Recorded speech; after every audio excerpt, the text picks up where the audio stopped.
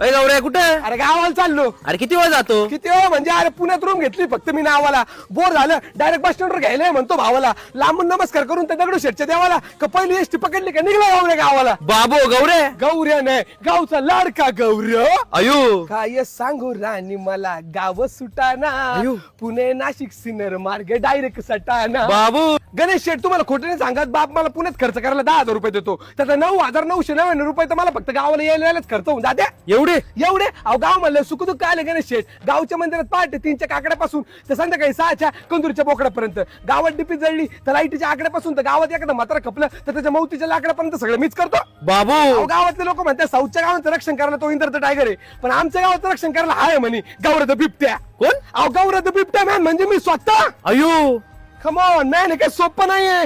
गावाला यायची कळशी ठेवली मी. बाबू गणेश शेठ आता या गौरव बिबट्याची गावासाठी एकच इच्छा आहे. मुख्यमंत्री समृद्ध पंचायत राज अभियानामध्ये गावचा सहभाग घेऊन द्यायचा आणि मुख्यमंत्र्यांच्या हस्ते गावाला 5 कोटी रुपयांचं बक्षीस मिळवून द्यायचं. बाबू ते कसं काय भेटणार? ते कसं काय भेटणार म्हणजे गावाचे रस्ते दुरुस्ती करायचे, गावामध्ये पाणी शुद्ध द्यायचं, गावामध्ये झाडं लावून गावाला हिरवंगार करायचं. हे सगळं केलं ना गणेश शेठ गावाला 5 कोटी रुपयांचं बक्षीस मुख्यमंत्री स्वतः देणार आहे. गणेश शेठ याच अभियानामध्ये सहभाग घेण्यासाठी अजून काय काय निकष लागणार आहे ह्याचीच माहिती घेण्यासाठी आज मी आमच्या गावच्या ग्रामपंचायत मध्ये भेट द्यायला चाललोय आणि म्हणूनच आज मी गावाला चाललोय गणेश शेठ. बाबू हा गाव माझा खुल्या ए, राहू दे. सुवाचा. ए, राहू दे. बाबा तू हसऱ्या